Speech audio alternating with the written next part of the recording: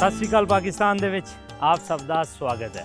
ਮੈਂ ਤੁਹਾਡਾ ਵੀਰ ਭੁਪਿੰਦਰ ਸਿੰਘ ਲਵਲੀ ਔਰ ਅਸੀਂ ਤੁਹਾਡੇ ਨਾਲ ਵਾਅਦਾ ਕੀਤਾ ਸੀ ਕਿ ਅਸੀਂ ਤੁਹਾਨੂੰ ਪੰਜਾਬ ਅਤੇ ਸਿੱਖ ਮਤ ਦੀਆਂ ਇਤਿਹਾਸਕ ਥਾਵਾਂ ਵਿਖਾਉਂਦੇ ਰਵਾਂਗੇ ਔਰ ਇਸੇ ਕਰਕੇ ਅੱਜ ਅਸੀਂ ਪਹੁੰਚੇ ਹਾਂ ਲਾਹੌਰ। ਵੈਸੇ ਤਾਂ ਦੁਨੀਆ ਭਰ ਦੇ ਵਿੱਚ ਹਜ਼ਾਰਾਂ ਹੀ ਖੂਬਸੂਰਤ ਵੰਨ-ਸਵੰਨੇ ਅਤੇ ਬਹੁਤ ਹੀ ਵਧੀਆ ਸ਼ਹਿਰ ਹੈਗੇ ਨੇ, ਲੇਕਿਨ ਇਹ ਅਖਾਣ ਕਿਸੇ ਨਾਲ ਹਰਗਜ਼ ਨਹੀਂ ਜੁੜਿਆ ਜੋ ਲਾਹੌਰ ਨਾਲ ਜੁੜਿਆ ਹੈ ਕਿ ਜਿਹਨੇ ਲਾਹੌਰ ਨਹੀਂ ਤੱਕਿਆ ਉਹ ਜੰਮਿਆ ਹੀ ਨਹੀਂ। ਲਾਹੌਰ ਸ਼ਹਿਰ ਆਪਣੇ ਆਪ ਦੇ ਵਿੱਚ ਹਜ਼ਾਰਾਂ ਹੀ ਸਾਲਾਂ ਦਾ ਇਤਿਹਾਸ ਸਮਾਏ ਬੈਠਾ ਹੈ, ਲੇਕਿਨ ਲਾਹੌਰ ਸ਼ਹਿਰ ਦੇ ਨਾਲ ਸਿੱਖ ਧਰਮ ਦਾ ਬਹੁਤ ਹੀ ਗੂੜਾ ਰਿਸ਼ਤਾ ਰਿਹਾ ਹੈ ਕਿਉਂਕਿ ਲਾਹੌਰ ਸ਼ਹਿਰ ਦੇ ਵਿੱਚ ਸਿੱਖ ਮਤ ਦੇ ਮੋਢੀ ਸਾਹਿਬ ਸ੍ਰੀ ਗੁਰੂ ਨਾਨਕ ਜੀ ਲਾਹੌਰ ਸ਼ਹਿਰ ਵਿਖੇ ਆਏ। ਨਾਲ ਦੇ ਨਾਲ ਚੌਥੇ ਗੁਰੂ ਰਾਮਦਾਸ ਜੀ ਦਾ ਜਨਮ ਲਾਹੌਰ ਸ਼ਹਿਰ ਦੇ ਵਿੱਚ ਹੀ ਹੋਇਆ। ਜੇ ਗੱਲ ਕਰੀਏ ਆਪਾਂ ਦਰਬਾਰ ਸਾਹਿਬ ਹਰਮੰਦਰ ਸਾਹਿਬ ਦੀ ਤਾਂ ਉਸ ਦੀ ਨੀਂਹ ਸਾਈਂ ਮੀਆਂ ਮੀਰ ਜੀ ਨੇ ਲਾਹੌਰ ਸ਼ਹਿਰ ਤੋਂ ਜਾ ਕੇ ਹੀ ਰੱਖੀ। ਪੰਜਮ ਪਿਤਾ ਸਾਹਿਬ ਸ੍ਰੀ ਗੁਰੂ ਅਰਜਨ ਦੇਵ ਜੀ ਮਹਾਰਾਜ ਦੀ ਸ਼ਹਾਦਤ ਲਾਹੌਰ ਸ਼ਹਿਰ ਹੀ ਵਿਖੇ ਹੋਈ। ਜੇ ਆਪਾਂ ਗੱਲ ਕਰਦੇ ਹਾਂ 17ਵੀਂ ਸਦੀ ਦੀ, ਜਦੋਂ ਹਿੰਦੁਸਤਾਨ ਦਾ ਰਾਖਾ ਲਾਹੌਰ ਅਤੇ ਪੰਜਾਬ ਬਣਿਆ ਤਾਂ ਲਾਹੌਰ ਅਤੇ ਪੰਜਾਬ ਨੂੰ ਹੀ ਸਭ ਤੋਂ ਜ਼ਿਆਦਾ ਮਾਤਮ ਅਤੇ ਕੁਰਬਾਨੀ ਦੇਣੀ ਪਈ। ਭਾਈ ਮਨੀ ਸਿੰਘ ਅਤੇ ਭਾਈ ਤਾਰੂ ਸਿੰਘ ਨੂੰ ਵੀ ਲਾਹੌਰ ਸ਼ਹਿਰ ਦੇ ਵਿੱਚ ਹੀ ਸ਼ਹੀਦੀ ਪ੍ਰਾਪਤ ਕਰਨੀ ਪੈਂਦੀ ਹੈ। ਇਸ ਤੋਂ ਬਾਅਦ ਵਕਤ ਬਦਲਦਾ ਹੈ ਅਤੇ ਲਾਹੌਰ ਸ਼ਹਿਰ ਇੱਕ ਸਲਤਨਤ ਬਣ ਜਾਂਦਾ ਹੈ। ਇਸ ਤੋਂ ਬਾਅਦ ਪੰਜਾਬ ਇੱਕ ਵੱਖਰਾ ਮੁਲਕ ਬਣਦਾ ਹੈ ਜਿਸ ਦੀ ਇੱਕ ਪਾਸੇ ਤਾਂ ਸਰਹੱਦ ਲੱਗਦੀ ਹੈ ਲੇਹ ਲਦਾਖ ਔਰ ਦੂਸਰੇ ਪਾਸੇ ਸਿੰਧ ਨਾਲ ਜੁੜਦੀ ਹੈ। ਇੱਕ ਪਾਸੇ ਦੀ ਸਲਤਨਤ ਤਾਂ ਦਰਿਆ ਖੈਬਰ ਨਾਲ ਜੁੜਦੀ ਹੈ ਤੇ ਦੂਸਰੇ ਪਾਸੇ ਸਤਲੁਜ ਦੇ ਨਾਲ, ਔਰ ਇਸ ਤਰ੍ਹਾਂ ਪੰਜਾਬ ਪੂਰਾ ਮੁਲਕ ਬਣ ਜਾਂਦਾ ਹੈ। ਇਸ ਤੋਂ ਬਾਅਦ ਜਦੋਂ ਸਿੱਖ ਸਲਤਨਤ ਖਤਮ ਹੁੰਦੀ ਹੈ ਤੇ ਨਾਲ ਹੀ ਗੋਰੇ ਆ ਜਾਂਦੇ ਹਨ। ਗੋਰਿਆਂ ਦੇ ਖਿਲਾਫ ਵੀ ਸਭ ਤੋਂ ਜ਼ਿਆਦਾ ਆਵਾਜ਼ ਲਾਹੌਰ ਸ਼ਹਿਰ ਹੀ ਉਠਾਉਂਦਾ ਹੈ ਔਰ ਇੱਥੇ ਵੀ ਸਭ ਤੋਂ ਜ਼ਿਆਦਾ ਨੁਕਸਾਨ ਪੰਜਾਬੀਆਂ ਅਤੇ ਲਾਹੌਰੀਆਂ ਦਾ ਹੁੰਦਾ ਹੈ। ਭਗਤ ਸਿੰਘ ਨੂੰ ਵੀ ਲਾਹੌਰ ਸ਼ਹਿਰ ਦੇ ਵਿੱਚ ਹੀ ਫਾਂਸੀ ਦੇ ਦਿੱਤੀ ਜਾਂਦੀ ਹੈ। ਇਸ ਤੋਂ ਬਾਅਦ ਜਦੋਂ ਇਹਨਾਂ ਮੁਲਕਾਂ ਨੂੰ ਆਜ਼ਾਦੀ ਮਿਲਦੀ ਹੈ ਔਰ ਪੰਜਾਬ ਦਾ ਉਜਾੜਾ ਹੁੰਦਾ ਹੈ ਤਾਂ 47 ਦੇ ਵਿੱਚ ਬਹੁਤ ਸਾਰੇ ਸਿੱਖ ਲੋਕ ਇੱਥੋਂ ਹਿਜਰਤ ਕਰਕੇ ਚੜ੍ਹਦੇ ਪਾਸੇ ਚਲ ਜਾਂਦੇ ਨੇ। ਅੱਜ ਦੇ ਦਿਨ ਜਿੱਥੇ ਸਿੱਖਾਂ ਨੂੰ ਨਨਕਾਣਾ ਸਾਹਿਬ ਅਤੇ ਕਰਤਾਰਪੁਰ ਦੇ ਵਿਛੋੜੇ ਦਾ ਦੁੱਖ ਹੈ, ਇਹਨਾਂ ਹੀ ਦੁੱਖ ਲਾਹੌਰ ਦਾ ਵੀ ਹੈ। ਇਸ ਕਿਲੇ ਦੇ ਵਿੱਚ ਅੱਜ ਵੀ ਬਹੁਤ ਸਾਰੀਆਂ ਯਾਦਾਂ ਸਿੱਖ ਧਰਮ ਦੀਆਂ ਮੌਜੂਦ ਹਨ। ਇਸ ਕਿਲੇ ਦੇ ਵਿੱਚ ਸਾਹਿਬ ਸ੍ਰੀ ਗੁਰੂ ਅਰਜਨ ਦੇਵ ਜੀ ਮਹਾਰਾਜ ਨੂੰ ਵੀ ਕੈਦ ਕੀਤਾ ਗਿਆ। ਨਾਲ ਦੇ ਨਾਲ ਸਿੱਖ ਦੌਰ ਦੀਆਂ ਬਹੁਤ ਸਾਰੀਆਂ ਐਸੀਆਂ ਚੀਜ਼ਾਂ ਜਿਹਦੇ ਵਿੱਚ ਹਥਿਆਰ, ਤੋਪ, ਗੋਲੇ, ਕਿਰਪਾਨਾਂ, ਹੋਰ ਬਹੁਤ ਸਾਰੀਆਂ ਚੀਜ਼ਾਂ ਅੱਜ ਵੀ ਮੌਜੂਦ ਨੇ। ਸੋ ਆਓ ਚੱਲਦੇ ਹਾਂ ਲਾਹੌਰ ਦਾ ਇਹ ਕਿਲਾ ਵੇਖਦੇ ਹਾਂ, ਨਾਲ ਦੇ ਨਾਲ ਇਤਿਹਾਸ ਦੇ ਉਹ ਪੰਨੇ ਫਰੋਲਦੇ ਹਾਂ ਅਤੇ ਪ੍ਰਿੰਸੈਸ ਬੰਬਾ ਦੀ ਕਲੈਕਸ਼ਨ ਵੀ ਵੇਖਦੇ ਹਾਂ। ਸੋ ਆਜੋ ਚਲਿਏ ਲਾਹੌਰ ਦੇ ਕਿਲੇ।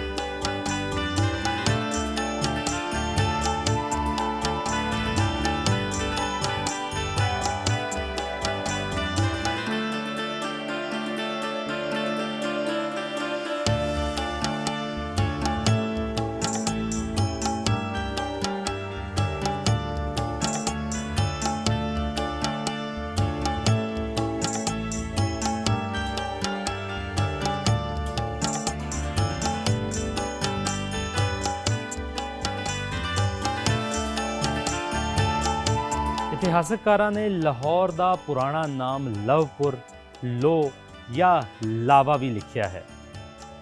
ਲਵ ਜੋ ਕਿ ਰਾਮ ਤੇ ਸੀਤਾ ਦਾ ਪੁੱਤਰ ਸੀ, ਉਸ ਦੇ ਨਾਂ ਤੇ ਹੀ ਇਹ ਸ਼ਹਿਰ ਆਬਾਦ ਹੋਇਆ। ਲਹੂ ਤੇ ਕੱਸੂ ਵੀ ਬਹੁਤ ਸਾਰੀਆਂ ਕਿਤਾਬਾਂ ਦੇ ਵਿੱਚ ਇਹਨਾਂ ਨਾਵਾਂ ਦਾ ਵੀ ਜ਼ਿਕਰ ਕੀਤਾ ਗਿਆ ਹੈ। ਇਹ ਲਾਹੌਰ ਸ਼ਹਿਰ ਦੀ ਸਭ ਤੋਂ ਪੁਰਾਣੀ ਤਾਰੀਖ ਦੱਸੀ ਜਾਂਦੀ ਹੈ। ਲੋ ਦਾ ਟੈਂਪਲ ਅੱਜ ਵੀ ਸ਼ਾਹੀ ਕਿਲੇ ਦੇ ਅੰਦਰ ਮੌਜੂਦ ਹੈ, ਜੋ ਆਪਣੇ ਆਪ ਦੇ ਵਿੱਚ ਬਹੁਤ ਸਾਰੀਆਂ ਸਦੀਆਂ ਦਾ ਇਤਿਹਾਸ ਸਮਾਏ ਬੈਠਾ ਹੈ। ਸੋ ਆਓ ਅਸੀਂ ਹੁਣ ਤੁਹਾਨੂੰ ਲਾਹੌਰ ਦੀ ਸਭ ਤੋਂ ਪੁਰਾਣੀ ਤਾਰੀਖ ਔਰ ਲੋ ਦਾ ਟੈਂਪਲ ਜਿਹੜਾ ਹੈ, ਬਹੁਤ ਸਾਰੇ ਇਤਿਹਾਸਕਾਰਾਂ ਨੇ ਇਸ ਨੂੰ ਸਮਾਧੀ ਵੀ ਲਿਖਿਆ ਹੈ। ਸੋ ਆਓ ਚੱਲਦੇ ਹਾਂ ਅੰਦਰ, ਲੋ ਦਾ ਟੈਂਪਲ ਵੇਖਦੇ ਹਾਂ।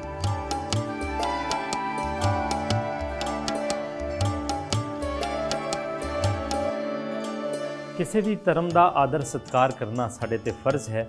ਇਸੇ ਕਰਕੇ ਇਸ ਮੰਦਰ ਤੋਂ ਜਾਣ ਤੋਂ ਪਹਿਲਾਂ ਅਸੀਂ ਆਪਣੇ ਜੁੱਤੇ ਲਾਵਾਂਗੇ, ਤਾਂ ਕਿ ਕਿਸੇ ਵੀ ਧਰਮ ਦੇ ਮੰਨਣ ਵਾਲਿਆਂ ਨੂੰ ਇਸ ਦਾ ਬੁਰਾ ਨਾ ਲੱਗੇ ਔਰ ਅਸੀਂ ਪੂਰੇ ਆਦਰ ਸਤਿਕਾਰ ਨਾਲ ਇਹਦੇ ਦਰਸ਼ਨ ਕਰਾਂਗੇ।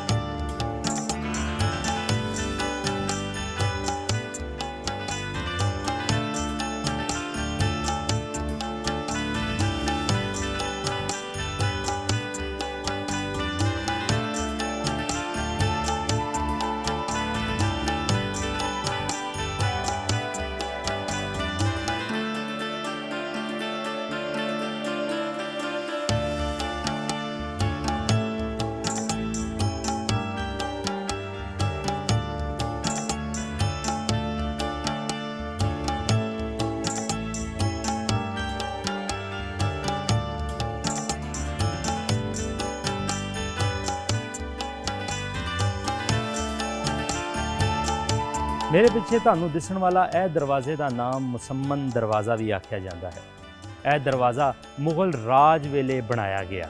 ਕਿਲੇ ਦਾ ਮੇਨ ਦਰਵਾਜ਼ਾ ਉਸ ਵੇਲੇ ਇਹੀ ਹੋਇਆ ਕਰਦਾ ਸੀ। ਇਹ ਦਰਵਾਜ਼ਾ ਅੰਗਰੇਜ਼ਾਂ ਔਰ ਸਿੱਖਾਂ ਦੇ ਦਰਮਿਆਨ ਜਦੋਂ ਲੜਾਈ ਹੋਈ, ਉਹਦੇ ਵਿੱਚ ਇਹ ਦਰਵਾਜ਼ਾ ਤਬਾਹ ਵੀ ਹੋਇਆ।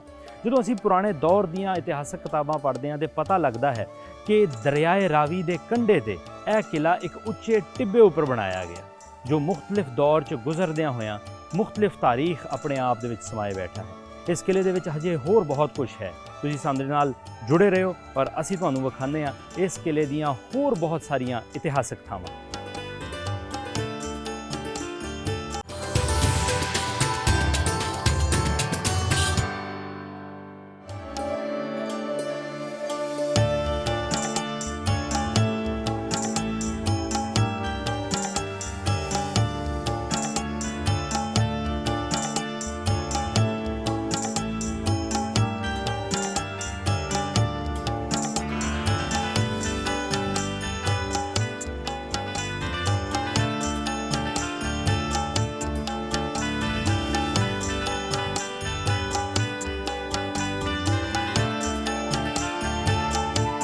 ਲਓ ਜੀ, ਅਸੀਂ ਪਹੁੰਚ ਗਏ ਹਾਂ ਸਿੱਖ ਗੈਲਰੀ ਔਰ ਸਿੱਖ ਗੈਲਰੀ ਦੇ ਵਿੱਚ ਇਹ ਆਰਮਰੀ ਗੈਲਰੀ ਹੈ।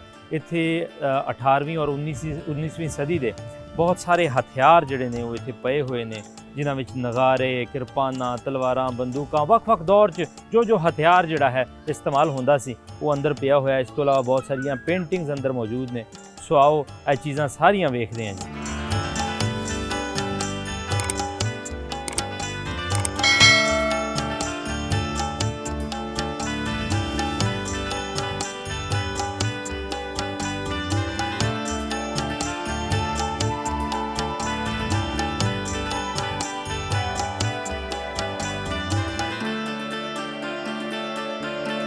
ਲਓ ਜੀ, ਅਸੀਂ ਮਿਊਜ਼ੀਅਮ ਦੇ ਵਿੱਚ ਪਹੁੰਚ ਗਏ ਹਾਂ, ਸਿੱਖ ਗੈਲਰੀ ਦੇ ਵਿੱਚ।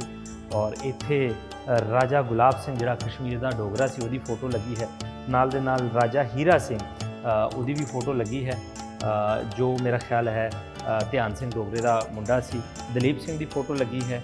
ਔਰ ਅਗਰ ਇਸ ਪਾਸੇ ਆਈਏ, ਵਾਹ ਜੀ ਵਾਹ, ਇਹ ਮਹਾਰਾਜਾ ਰਣਜੀਤ ਸਿੰਘ ਦੇ ਮੁਸ਼ੀਰ ਔਰ ਉਹਨਾਂ ਦੇ ਜਿਹੜੇ ਉਸ ਵੇਲੇ ਸੀਗੇ ਵਜ਼ੀਰ, ਉਹਨਾਂ ਦੀਆਂ ਫੋਟੋਆਂ ਨੇ। ਲੇਕਿਨ ਸਭ ਤੋਂ ਸੋਹਣੀ ਗੱਲ ਇਹ ਹੈ ਕਿ ਹਾਥੀ ਦੇ ਦੰਦ ਦੇ ਉੱਪਰ ਇਹ ਚੀਜ਼ਾਂ ਜਿਹੜੀਆਂ ਫੋਟੋਆਂ ਨੇ ਉਹ ਬਣੀਆਂ ਹੋਈਆਂ ਨੇ।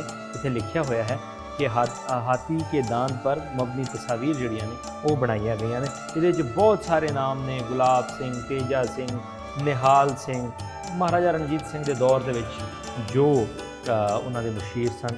ਵੱਖ-ਵੱਖ ਦੌਰ ਦੇ ਵਿੱਚ ਜੀ ਵੱਖ-ਵੱਖ ਤਰ੍ਹਾਂ ਦੇ ਸ਼ਸਤਰ ਇਸਤੇਮਾਲ ਕੀਤੇ ਗਏ।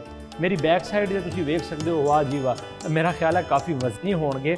ਔਰ ਕਿਉਂਕਿ ਉਸ ਵੇਲੇ ਦੇ ਲੋਕ ਜਿਹੜੇ ਨੇ ਉਹ ਬੜੇ ਦਲੇਰ ਹੁੰਦੇ ਸੀ। ਮੁਗਲ ਤਰਜ਼ ਦੀਆਂ ਤਲਵਾਰਾਂ ਜਿਹੜੀਆਂ ਨੇ ਇਹ ਇੱਥੇ ਪਈਆਂ ਹੋਈਆਂ ਨੇ। ਮੁਗਲ ਤਰਜ਼, ਇਹ ਜ਼ਰੂਰੀ ਨਹੀਂ ਕਿ ਇਹ ਮੁਗਲਾਂ ਨੇ ਹੀ ਇਸਤੇਮਾਲ ਕੀਤੀਆਂ, ਹਰ ਦੌਰ ਦੇ ਵਿੱਚ ਤਰ੍ਹਾਂ ਤਰ੍ਹਾਂ ਦੇ ਸ਼ਸਤਰ ਸਨ। ਇਹ ਸ਼ਸਤਰ ਜਿਹੜੇ ਇਸਤੇਮਾਲ ਹੋਏ ਨੇ ਇਹ ਖਾਲਸਾ ਦੌਰ ਦੇ ਵਿੱਚ ਹੋਏ ਨੇ, ਲੇਕਿਨ ਇਹ ਤਰਜ਼ ਜਿਹੜੀ ਹੈ ਇਹ ਮੁਗਲ ਤਰਜ਼ ਹੈ। ਹੋ ਸਕਦਾ ਹੈ ਉਸ ਵੇਲੇ ਇਹਦੇ ਵਿੱਚ ਇਹ ਵੇਖੋ ਤੋੜੇਦਾਰ ਬੰਦੂਕ ਜਿਹਨੂੰ ਆਪਾਂ ਕਹਿੰਦੇ ਹਾਂ, ਔਰ ਕਾਫੀ ਲੰਬੀਆਂ ਨੇ ਇਹ ਬੰਦੂਕਾਂ। ਇਹ ਸਟਾਈਲ ਮੈਂ ਕਿਤੇ ਵੀ ਨਹੀਂ ਵੇਖਿਆ। ਇਸੇ ਤਰ੍ਹਾਂ ਆਪਾਂ ਅੱਗੇ ਚੱਲਦੇ ਹਾਂ ਕਿਉਂਕਿ ਸਮਾਨ ਇੱਥੇ ਬਹੁਤ ਜ਼ਿਆਦਾ ਹੈ ਜੀ। ਇੱਥੇ ਤਾਂ ਆਪਾਂ 4 ਘੰਟੇ ਵੀ ਲੱਗੇ ਰਹੇ ਤਾਂ ਵੀ। ਇੱਥੇ ਜੀ ਤਲਵਾਰਾਂ ਔਰ ਇਹ ਢਾਲ ਹੈ ਜੀ। ਢਾਲ ਉਸ ਵੇਲੇ ਆਪਣੇ ਆਪ ਨੂੰ ਬਚਾਉਣ ਲਈ ਜਿਹੜੀਆਂ ਨੇ ਉਹ ਯੂਜ਼ ਕੀਤੀ ਜਾਂਦੀ। ਇਹਨਾਂ ਦਾ ਪੀਰੀਅਡ ਵੀ 1799 ਤੋਂ 1849 ਤੱਕ ਦੱਸਿਆ ਜਾਂਦਾ ਹੈ। ਇਹਨਾਂ ਤਲਵਾਰਾਂ ਦੀ ਲੰਬਾਈ ਬਹੁਤ ਹੈ, ਤੁਸੀਂ ਵੇਖ ਸਕਦੇ ਹੋ। ਔਰ ਇਹ ਉਸ ਦੌਰ ਦੀਆਂ ਛੋਟੀਆਂ ਬੰਦੂਕਾਂ ਆਪਾਂ ਕਹਿ ਸਕਦੇ ਹਾਂ। ਇਹਦਾ ਨਾਮ ਮੈਨੂੰ ਨਹੀਂ ਪਤਾ, ਲੇਕਿਨ ਬੜੀਆਂ ਡਿਫਰੈਂਟ ਤੇ ਯੂਨੀਕ ਲੱਗਣ ਦਈਆਂ ਨੇ। ਵਾਹ ਜੀ ਵਾਹ। ਇਹ ਵੇਖੋ ਜੀ ਬਰਸ਼ੇ, ਇਹ 1799 ਤੋਂ 1846 ਤੱਕ ਦਾ ਦੌਰ ਦੇ ਵਿੱਚ ਇਹ ਬਰਸ਼ੇ ਜਿਹੜੇ ਨੇ ਇਸਤੇਮਾਲ ਹੋਏ ਨੇ। ਲਗਭਗ 9 ਤੋਂ 10 ਫੁੱਟ ਇਹਦੀ ਹਾਈਟ ਹੈ। ਔਰ ਅਗਰ ਅਸੀਂ ਇਸ ਪਾਸੇ ਵਿਖਾ ਸਕੀਏ ਤਾਂ ਕੁਝ ਬਰਸ਼ੇ ਜਿਹੜੇ ਨੇ ਉੱਥੇ ਵੀ ਲਗਾਏ ਗਏ ਨੇ ਔਰ ਇਹਨਾਂ ਦੀ ਲੰਬਾਈ ਲਗਭਗ 14 ਤੋਂ 15 ਫੀਟ ਤੱਕ ਹੈਗੀ ਹੈ। ਅਗਰ ਇਹ ਤੁਸੀਂ ਸਾਹਮਣੇ ਵੇਖ ਰਹੇ ਹੋ ਜਿਹੜੇ ਨਗਾਰੇ ਨੇ ਉਸ ਦੌਰ ਦੇ ਵਿੱਚ, ਇਹਨਾਂ ਨੂੰ ਵੀ ਸਿੱਖ ਫੌਜ ਦਾ ਬੈਂਡ ਕਿਹਾ ਜਾਂਦਾ ਸੀ ਉਸ ਵੇਲੇ। ਔਰ ਇਹ ਬੈਂਡ ਉਸ ਵੇਲੇ ਯੂਜ਼ ਹੁੰਦੇ ਸੀ ਡਿਫਰੈਂਟ ਤਰ੍ਹਾਂ ਦੇ ਵਿੱਚ, ਜਿਸ ਤਰ੍ਹਾਂ ਆਰਮੀ ਦੇ ਵਿੱਚ ਯੂਜ਼ ਹੁੰਦੀਆਂ ਨੇ। ਇਸ ਤਰ੍ਹਾਂ ਪਿੱਛੇ ਤੁਸੀਂ ਵੇਖ ਸਕਦੇ ਹੋ ਬੜੇ ਛੋਟੇ ਕਿਰਪਾਨ, ਖੰਜਰ, ਕੜੇ, ਬੰਦੂਕਾਂ, ਕੁਲਹਾੜੀਆਂ ਤਰ੍ਹਾਂ ਦੇ ਗੰਡਾਸੇ ਔਰ ਹੋਰ ਬੜੀਆਂ ਖੂਬਸੂਰਤ ਨੇਜ਼ਿਆਂ ਦੀ ਲੰਬਾਈ ਜਿਹੜੀ ਹੈ ਇਹ ਲਗਭਗ 20 ਫੁੱਟ ਤੱਕ ਚਲੀ ਜਾਂਦੀ ਹੈ। ਜੇ ਆਪਾਂ ਅੱਗੇ ਵੱਧਦੇ ਹਾਂ ਤਾਂ ਇਹ ਦੇਖੋ ਹੋਰ ਸ਼ਸਤਰ, ਹੋਰ ਇਹ ਬੰਦੂਕਾਂ ਜਿਹੜੀਆਂ ਨੇ ਬੜੀਆਂ ਲੰਬੀਆਂ ਔਰ ਬੜੀਆਂ ਨਾਯਾਬ ਬੰਦੂਕਾਂ ਨੇ ਜੀ। ਇਹਨਾਂ ਉੱਪਰ ਜ਼ਰੂਰ ਸਨ ਲਿਖਿਆ ਹੋਏਗਾ, ਲੇਕਿਨ ਵੱਖ-ਵੱਖ ਦੌਰ ਦੇ ਵਿੱਚ ਇਹ ਇਸਤੇਮਾਲ ਹੋਈਆਂ। ਖਾਸ ਕਰਕੇ ਬੰਦੂਕ ਜਿਹੜੀ ਹੈ ਉਹ ਖਾਲਸਾ ਰਾਜ ਦੇ ਦੌਰ ਦੇ ਵਿੱਚ ਹੀ ਆ ਚੁੱਕੀ ਸੀ। ਇਹ ਦੇਖੋ ਜੀ ਇੱਥੇ ਹੋਰ ਮੁਖਤਲਿਫ ਤਰ੍ਹਾਂ ਦੀਆਂ ਤਲਵਾਰਾਂ ਨੇ, ਲੇਕਿਨ ਇਹਨਾਂ ਦੀ ਲੰਬਾਈ ਔਰ ਚੌੜਾਈ ਬਹੁਤ ਘੱਟ ਹੈ। ਇਹ ਵੀ ਇਹਨਾਂ ਦਾ ਜ਼ਿਆਦਾ ਰੁਝਾਨ ਵੀ 1799 ਤੋਂ 1846 ਤੱਕ ਹੀ ਰਿਹਾ। ਔਰ ਇਹ ਵੇਖੋ ਜੀ ਇਹ ਬੜੀ ਡਿਫਰੈਂਟ ਚੀਜ਼, ਯੂਰਪੀ ਸਾਖਤ ਦੀਆਂ ਜਿਹੜੀਆਂ ਚੀਜ਼ਾਂ ਨੇ, ਮੇਰਾ ਖਿਆਲ ਹੈ ਬੰਦੂਕ ਤੋਂ ਅੱਗੇ ਯੂਜ਼ ਹੋਣ ਵਾਲੀਆਂ ਚੀਜ਼ਾਂ ਹੋਣਗੀਆਂ। ਇਸ ਤਰ੍ਹਾਂ ਵੇਖੋ ਤੀਰ ਕਮਾਨ ਜਿਹੜੇ ਉਸ ਵੇਲੇ ਬੜਾ ਅਹਿਮ ਹਥਿਆਰ ਸਮਝਿਆ ਜਾਂਦਾ ਸੀ। ਤੀਰ ਜਿਹੜਾ ਸੀ ਉਹਦੇ ਨਾਲ ਬੜੀਆਂ ਜੰਗਾਂ ਫਤਿਹ ਹੁੰਦੀਆਂ ਸੀ ਉਸ ਵੇਲੇ। ਕਿਲੇ ਦੇ ਉੱਪਰੋਂ ਹੀ ਲੋਕ ਬਹਿ ਕੇ ਤੀਰ ਕਮਾਨ ਦੇ ਜ਼ਰੀਏ ਆਪਣਾ ਨਿਸ਼ਾਨਾ ਉਹ ਬਣਾਉਂਦੇ ਸੀ। ਇਹ ਜੀ ਦਰਮਿਆਨ ਦੇ ਵਿੱਚ ਬੜੀਆਂ ਯੂਨੀਕ ਚੀਜ਼ਾਂ ਪਈਆਂ ਨੇ ਜੀ। ਵੇਖੋ ਜੀ ਵੱਖ-ਵੱਖ ਤਰ੍ਹਾਂ ਦੀਆਂ ਕਿਰਪਾਨਾਂ ਪਈਆਂ ਨੇ ਔਰ ਇਹ ਕੰਡੇ ਪਏ ਨੇ। ਮੇਰਾ ਖਿਆਲ ਹੈ ਇਹ ਕੰਡੇ ਦਾ ਇਸਤੇਮਾਲ ਹਾਥੀਆਂ, ਘੋੜੇ ਜਦੋਂ ਡਿਫੈਂਸਿਵ ਤੌਰ ਤੇ ਲੋਕ ਇਸ ਚੀਜ਼ ਦਾ ਇਸਤੇਮਾਲ ਕਰਦੇ ਹੋਣੇ, ਜਾਂ ਹੋ ਸਕਦਾ ਹੈ ਕੋਈ ਹਥਿਆਰ ਹੋਵੇ। ਔਰ ਇਸੇ ਤਰ੍ਹਾਂ ਵੇਖੋ ਜੀ ਮੇਰਾ ਖਿਆਲ ਹੈ ਗੋਲਿਆਂ ਦੇ ਨਾਲ ਜਦੋਂ ਜੰਗ ਦੇ ਮੈਦਾਨ 'ਚ ਉਤਰਦੇ ਹੋਣੇ ਤੇ ਇਹ ਗੋਲਿਆਂ ਦੇ ਨਾਲ ਜਿਹੜਾ ਹੈ ਵਾਰ ਕਰਦੇ ਹੋਣੇ। ਇਹ ਪੱਟੇ ਪਏ ਹੋਏ ਨੇ, ਕੁਝ ਘੋੜਿਆਂ ਦੇ ਇਸਤੇਮਾਲ ਦੇ ਵਿੱਚ ਨੇ, ਕੁਝ ਹੋਰ ਨੇ। ਇਹ ਬਹੁਤ ਹੀ ਡਿਫਰੈਂਟ ਤਰ੍ਹਾਂ ਦੀਆਂ ਕਿਰਪਾਨਾਂ ਇੱਥੇ ਹੋਰ ਪਈਆਂ ਹੋਈਆਂ ਨੇ। ਇੱਥੇ ਹੋਰ ਕਾਫੀ ਚੀਜ਼ਾਂ ਨੇ ਜੀ। ਇਹ ਵੇਖੋ ਇੱਕ ਦੂਰਬੀਨ ਪਈ ਹੋਈ ਹੈ, ਮੇਰਾ ਖਿਆਲ ਹੈ ਦੂਰਬੀਨ ਹੀ ਹੈ। ਔਰ ਦੂਰਬੀਨ ਦੀ ਲੰਬਾਈ 2 ਫੁੱਟ ਤੋਂ ਵੀ ਜ਼ਿਆਦਾ ਮੈਨੂੰ ਲੱਗਦੀ ਹੈ। ਔਰ ਸ਼ੇਰ ਦਾ ਇਹਦਾ ਮੂੰਹ ਬਣਿਆ ਹੋਇਆ ਹੈ। ਨਾਲ ਦੇ ਨਾਲ ਬੰਦੂਕ ਔਰ ਕੁਝ ਬਾਰੂਦ ਜਿਹੜੇ ਨੇ ਉਹ ਪਏ ਹੋਇਆ ਹੈ। ਬਾਰੂਦ ਜਿਹੜਾ ਹੈ ਉਸ ਵੇਲੇ ਦਾ, ਇਸ ਬਾਰੂਦ ਨੂੰ ਇਸਤੇਮਾਲ ਕਰਨ ਦਾ ਵੀ ਢੰਗ ਵੱਖਰਾ ਹੋਣਾ ਹੈ। ਬਣਾਉਣ ਵਾਸਤੇ ਵੀ ਵੱਖ-ਵੱਖ ਚੀਜ਼ਾਂ ਹੁੰਦੀਆਂ ਸੀ। ਇਹ ਵੇਖੋ ਇਹਦੇ ਜ਼ਰੀਏ ਇਹ ਬਾਰੂਦ ਬਣਾਇਆ ਜਾਂਦਾ ਸੀ ਔਰ ਫਿਰ ਜਿਹੜੇ ਪਿਸਟਲ ਸਨ ਉਸ ਦੌਰ ਦੇ ਉਹ ਇਸਤੇਮਾਲ ਕੀਤੇ ਜਾਂਦੇ ਸਨ। ਇਹ ਵੇਖੋ ਜੀ ਗੋਲਿਆਂ ਵਾਸਤੇ ਵੀ ਬਾਕਾਇਦਾ ਇੱਕ ਚੀਜ਼ ਹੁੰਦੀ ਸੀ, ਇਹਦੇ 'ਚ ਗੋਲਾ ਬਣਾਇਆ ਜਾਂਦਾ ਸੀ ਔਰ ਫਿਰ ਅੱਗੇ ਹੋਰ ਵੱਖ-ਵੱਖ ਤਰ੍ਹਾਂ ਦੀਆਂ ਬੰਦੂਕਾਂ ਆ ਜਾਂਦੀਆਂ ਨੇ। ਇਸ ਤਰ੍ਹਾਂ ਇਹ ਵੇਖੋ ਜੀ ਇਸ ਪਾਸੇ ਪਠਾਣੀ ਛੁਰੇ ਜਿਹੜੇ ਨੇ ਇਹ ਵੱਖ-ਵੱਖ ਚੀਜ਼ਾਂ ਵਿੱਚ ਇਸਤੇਮਾਲ ਹੋਣੇ ਸੀ, ਕਿਉਂਕਿ ਹਰ ਦੌਰ ਦੇ ਵਿੱਚ ਲੜਨ ਵਾਲਾ ਵੱਖ-ਵੱਖ ਤਰ੍ਹਾਂ ਦਾ ਹਥਿਆਰ ਇਸਤੇਮਾਲ ਕਰਦਾ ਸੀ। ਔਰ ਇਹ ਯੂਰਪੀ ਤਰਜ਼ ਦੀਆਂ ਛੋਟੀਆਂ ਜਿਹੜੀਆਂ ਬਹੁਤ ਬਾਅਦ ਦੇ ਵਿੱਚ ਆਈਆਂ ਕਿਰਪਾਨਾਂ ਥੋੜ੍ਹੀਆਂ ਹਲਕੀਆਂ ਸੀਗੀਆਂ ਤਲਵਾਰਾਂ ਤੇ ਕਿਰਪਾਨਾਂ ਜਿਹੜੀਆਂ ਨੇ। ਤਲਵਾਰ ਕਿਰਪਾਨ ਦੇ ਵਿੱਚ ਫਰਕ ਹੈ ਥੋੜ੍ਹਾ ਜਿਹਾ। ਤਲਵਾਰ ਦਾ ਮਤਲਬ ਹੈ ਤਲ ਤੇ ਵਾਰ ਕਰਨਾ, ਕਿਰਪਾਨ ਦਾ ਮਤਲਬ ਜੋ ਗੁਰੂ ਨੇ ਸਾਨੂੰ ਬਖਸ਼ੀ ਹੈ ਕਿਰਪਾ ਜਾਂ ਆਉਣ ਵਾਸਤੇ ਜਿਹੜੀ ਚੀਜ਼ ਇਸਤੇਮਾਲ ਹੋਵੇ ਉਹਨੂੰ ਕਿਰਪਾਨ ਆਖਿਆ ਜਾਂਦਾ ਹੈ। ਇਹ ਜੀ ਢਾਲ ਔਰ ਉਸ ਦੌਰ ਦੇ ਜਿਹੜੇ ਸੀਨਾ ਪੋਸ਼ ਆਪਾਂ ਇਹਨਾਂ ਨੂੰ ਕਹਿ ਸਕਦੇ ਹਾਂ ਕਿ ਜੰਗ ਦੇ ਮੈਦਾਨ ਦੇ ਵਿੱਚ ਆਪਣੇ ਆਪ ਨੂੰ ਬਚਾਉਣ ਲਈ ਜਿਹੜਾ ਇੱਕ ਢਾਲ, ਇੱਕ ਪੂਰਾ ਲਿਬਾਸ ਪਹਿਨਿਆ ਜਾਂਦਾ ਸੀ, ਉਹਦਾ ਇੱਕ ਨਮੂਨਾ ਸਾਡੇ ਸਾਹਮਣੇ ਹੈ। ਇਹ ਸਾਰੀਆਂ ਸਿੱਖ ਰਾਜ ਦੀਆਂ ਚੀਜ਼ਾਂ ਨੇ, ਸਿੱਖ ਦੌਰ ਦੀ, ਸਿੱਖ ਪੀਰੀਅਡ ਦੀਆਂ ਚੀਜ਼ਾਂ ਨੇ। ਇਸ ਸਾਈਡ ਤੇ ਵੇਖੀਏ ਤਾਂ ਬੰਦੂਕਾਂ ਦੇ ਛੋਟੇ ਛੋਟੇ ਬੰਦੂਕਾਂ ਨੇ, ਜਿਹਨੂੰ ਆਪਾਂ ਤਮਾਚੇ ਵੀ ਕਹਿ ਸਕਦੇ ਹਾਂ।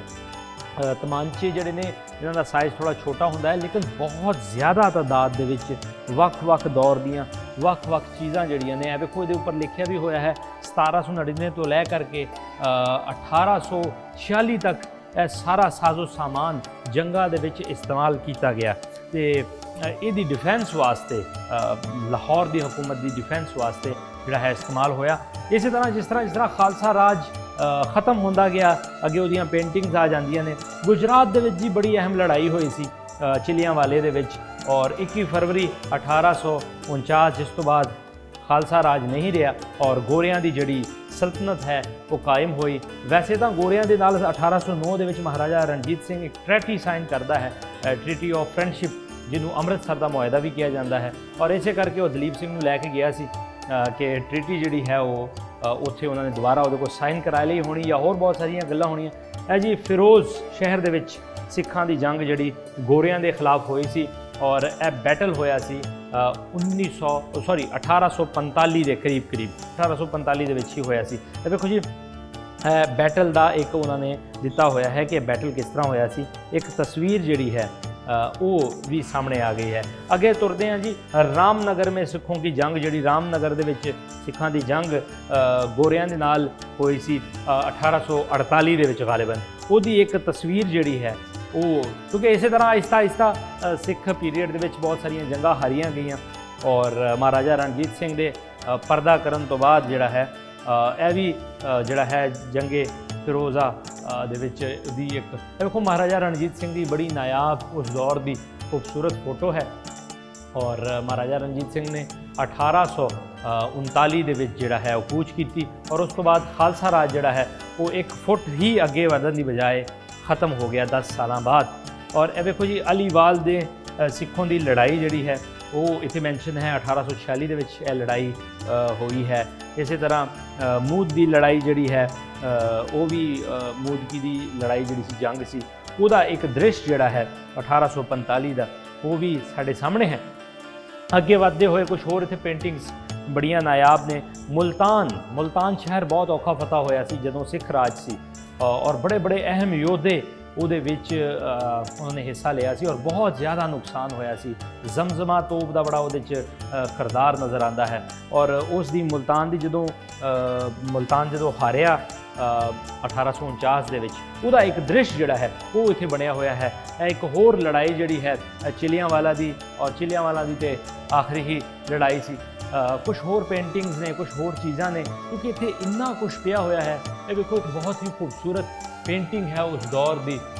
ਮੇਰਾ ਖਿਆਲ ਹੈ ਜਦੋਂ ਸਿੱਖ ਹਾਰ ਗਏ ਸੀਗੇ ਤੇ ਉਸ ਤੋਂ ਬਾਅਦ ਜਿਹੜਾ ਹੈ ਜਦੋਂ ਗੋਰਿਆਂ ਨੂੰ ਕਮਾਂਡ ਮਿਲਿਆ ਤਾਂ ਗੋਰੇ ਆਪਣੀ ਰਿਸੈਪਸ਼ਨ ਕਰ ਰਹੇ ਨੇ, ਔਰ ਜਿਹੜੇ ਦੂਸਰੇ ਨੇ ਸਿੱਖ ਜਾਂ ਪੰਜਾਬੀ ਲੋਕ ਉਹ ਬੜੇ ਹੀ ਖਫਾ ਨੇ, ਕਿਉਂਕਿ ਪੰਜਾਬ ਦਾ ਪਸਾਰਾ ਸਿੱਖ ਰਾਜ ਦੇ ਵਿੱਚ ਇਤਨਾ ਕੁ ਵੱਡਾ ਹੋ ਗਿਆ ਸੀ ਕਿ 5 ਲੱਖ ਮੁਰੱਬਾ ਕਿਲੋਮੀਟਰ ਜਿਹੜੀ ਸੀ ਇਹ ਪੰਜਾਬ ਫੈਲਿਆ ਹੋਇਆ ਸੀ। ਪੰਜਾਬ ਜੋ ਅਸੀਂ ਹੁਣ ਦੇਖਦੇ ਹਾਂ ਇਹਦੇ 10 ਟੁਕੜੇ ਹੋ ਚੁੱਕੇ ਨੇ ਵੱਖ-ਵੱਖ ਦੌਰ ਦੇ ਵਿੱਚ।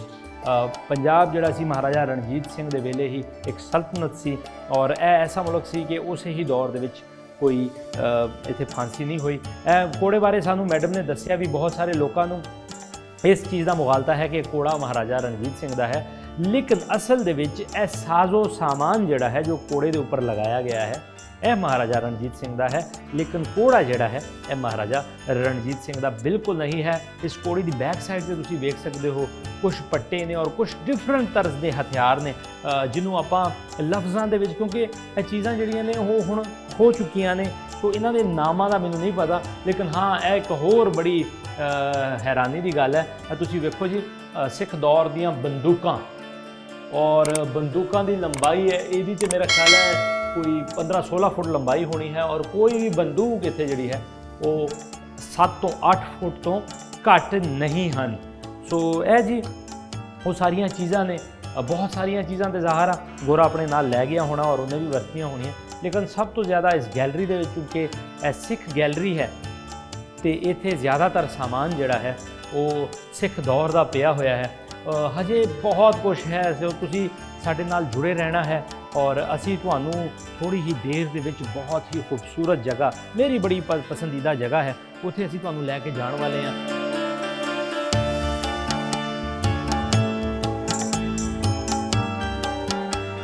ਇਸ ਵੇਲੇ ਮੇਰੇ ਨਾਲ ਮੌਜੂਦ ਨੇ ਇਸ ਮਿਊਜ਼ੀਅਮ ਦੇ ਇੰਚਾਰਜ। ਸੋ ਇਹਨਾਂ ਕੋਲ ਅਸੀਂ ਹੋਰ ਬਹੁਤ ਸਾਰੀਆਂ ਦਿਲਚਸਪ ਗੱਲਾਂ ਪੁੱਛਾਂਗੇ ਕਿ ਹੋਰ ਇੱਥੇ ਕੀ ਹੈ, ਨਾਲ ਹੋਰ ਕੀ ਚੀਜ਼ਾਂ ਨੇ, ਤਾਂ ਕਿ ਅਸੀਂ ਉਹ ਵੀ ਤੁਹਾਨੂੰ ਵਿਖਾ ਸਕੀਏ। ਸਤਿ ਸ਼੍ਰੀ ਅਕਾਲ, ਅਸਲਾਮ ਵਾਲੇਕੁਮ, ਕੀ ਹਾਲ ਚਾਲ ਤੁਹਾਡਾ? ਵਾਲੇਕੁਮ ਸਲਾਮ ਤੇ ਸਤਿ ਸ੍ਰੀ ਅਕਾਲ। ਅੱਛਾ, ਪਹਿਲੇ ਵੇਖਣ ਵਾਲੇ ਨੂੰ ਅਗਰ ਤੁਸੀਂ ਆਪਣੇ ਬਾਰੇ ਦੱਸ ਦਿਓ ਤਾਂ ਹੋਰ ਵਧੀਆ ਹੋ ਜਾਏਗਾ। ਜੀ ਬਿਲਕੁਲ, ਮੇਰਾ ਨਾਮ ਸ਼ਾਹਬਾਨੋ ਹੈ ਤੇ ਮੈਂ ਪੰਜਾਬ ਆਰਕੀਓਲੋਜੀ ਡਿਪਾਰਟਮੈਂਟ ਦੇ ਨਾਲ ਕੰਮ ਕਰਨੀ ਹਾਂ ਤੇ ਮੇਰੇ ਲਈ ਬੜੀ ਇਜ਼ਾਜ਼ ਦੀ ਗੱਲ ਹੈ ਕਿ ਜਿਨ ਦੋ ਮਿਊਜ਼ੀਅਮ ਵਿੱਚ ਤੁਸੀਂ ਕਵਰੇਜ ਕਰ ਰਹੇ ਹੋ ਸਿੱਖ ਹੈਰੀਟੇਜ ਤੇ ਕਲਚਰ ਨੂੰ ਕਵਰ ਕਰਨ ਲਈ, ਮੈਂ ਉਸ ਮਿਊਜ਼ੀਅਮ ਦੀ ਕਿਊਰੇਟਰ ਹਾਂ। ਚਲੋ ਜੀ, ਬਹੁਤ ਧੰਨਵਾਦ ਤੁਹਾਡਾ, ਜਿੰਨੀ ਸੋਹਣੀ ਤੁਸੀਂ ਪੰਜਾਬੀ ਬੋਲ ਰਹੇ ਹੋ ਸਾਡੇ ਬਹੁਤ ਸ਼ੁਕਰੀਆ, I am trying my level best. ਅੱਛਾ, ਇਸ ਮਿਊਜ਼ੀਅਮ ਦੇ ਅੰਦਰ ਕੀ ਚੀਜ਼ਾਂ ਨੇ ਤੁਹਾਡੇ ਕੋਲ? ਇਹ ਤਾਂ ਮੇਰਾ ਖਿਆਲ ਹੈ 3-4 ਅਲੱਗ-ਅਲੱਗ ਇਹਦੇ ਪਾਰਟਸ ਬਣੇ ਹੋਏ ਨੇ। ਬਿਲਕੁਲ, ਇਸ ਲਈ ਤੁਸੀਂ ਜਿਸ ਗੈਲਰੀ ਵਿੱਚ ਮੌਜੂਦ ਹੋ ਉਹਦਾ ਨਾਮ ਹੈ ਆਰਮਰੀ ਗੈਲਰੀ ਜੀ। ਤੇ ਆਰਮਰੀ ਗੈਲਰੀ 'ਚ ਅਸੀਂ ਡਿਸਪਲੇ ਕੀਤਾ ਹੈ ਸਿੱਖ ਹੈਰੀਟੇਜ, ਆਰਮਸ ਐਂਡ ਵੈਪਨਸ ਦੀ ਸੂਰਤ ਵਿੱਚ ਤੇ ਲੇਟ 18 ਤੇ 19th ਸੈਂਚੁਰੀ 'ਚ ਜਿਹੜੇ ਵੈਪਨਸ ਯੂਜ਼ ਹੋਏ ਨੇ, ਤਲਵਾਰਾਂ ਨੇ, ਕਿਰਪਾਨਾਂ ਨੇ, ਗਨਸ ਐਂਡ ਪਿਸਟਲਸ ਨੇ, ਲੌਂਗ ਬੈਰਲ ਮਸਕਟਸ ਨੇ, ਉਹ ਸਾਰੀਆਂ ਅਸੀਂ ਇੱਥੇ ਡਿਸਪਲੇ ਕੀਤੀਆਂ ਨੇ। ਜ਼ਬਰਦਸਤ। ਅੱਛਾ, ਇਸ ਤੋਂ ਇਲਾਵਾ ਜਿਹੜੀਆਂ ਨੇ ਉਹ ਕਿਹੜੀਆਂ ਚੀਜ਼ਾਂ? ਮੈਂ ਅੰਦਰ ਵੇਖ ਰਿਹਾ ਸੀ ਘੋੜਾ ਵੀ ਇੱਕ ਲੱਗਾ ਹੋਇਆ ਹੈ ਜੀ। ਜੀ ਬਿਲਕੁਲ, ਕੁਝ ਲੋਕ ਖਿਆਲ ਕਰਦੇ ਨੇ ਕਿ ਮਹਾਰਾਜਾ ਰਣਜੀਤ ਸਿੰਘ ਦਾ ਘੋੜਾ ਹੈ ਤੇ ਮੈਂ ज़रा ਉਹਨਾਂ ਦੀ ਗਲਤਫਹਿਮੀ दूर कर दिया कि for the sake of display जो महाराजा रंजीत सिंह की ओरिजिनल हॉर्स ट्रैपिंग्स थी उनको हमने डिस्प्ले किया है। एक्चुअली घोड़ा जो है वो टैक्सीडर्मिड हॉर्स है, लेकिन जो शैवां तानू उस घोड़े ते नज़र आ रही ने वो ओरिजिनल ने ते वो महाराजा रंजीत सिंह तो बिलोंग करती हैं। ਲਓ ਜੀ, ਇੱਕ ਹੋਰ ਸਾਡੇ ਵਾਸਤੇ ਸਾਡੇ ਇਨਫੋਰਮੇਸ਼ਨ ਦੇ ਵਿੱਚ ਵਾਧਾ ਹੋਇਆ। ਵੂਮਨ ਇਹ ਗੱਲ ਦੱਸੀ ਜਾਂਦੀ ਹੈ ਕਿ ਮਹਾਰਾਜਾ ਰਣਜੀਤ ਸਿੰਘ ਦਾ ਜਿਹੜਾ ਬੜਾ ਉਹਨਾਂ ਦਾ ਫੇਵਰਟ ਘੋੜਾ ਸੀ, ਜਿਹਨੂੰ ਲੀਲੀ ਕਿਹਾ ਜਾਂਦਾ ਸੀ, ਇਹ ਉਹ ਘੋੜਾ ਨਹੀਂ ਹੈ। ਇੱਥੇ ਦੇ ਜਿਹੜੇ ਡਿਪਾਰਟਮੈਂਟ ਨੇ ਉਹਨਾਂ ਨੇ ਸਾਨੂੰ ਇਹ ਦੱਸ ਦਿੱਤਾ ਵਾ, ਸਾਡੀ ਇਨਫੋਰਮੇਸ਼ਨ ਦੇ ਵਿੱਚ ਵਾਧਾ ਹੋ ਗਿਆ ਜੀ। History is mystery, so history ਤਾਂ ਹਿਸਟਰੀ ਹੈ। ਆਓ ਇਸ ਕਿਲੇ ਦੇ ਅੰਦਰ, ਇਸ ਮਿਊਜ਼ੀਅਮ ਦੇ ਅੰਦਰ ਹੋਰ ਬਹੁਤ ਸਾਰੀਆਂ ਚੀਜ਼ਾਂ ਹਨ, ਆਓ ਵੇਖਦੇ ਹਾਂ।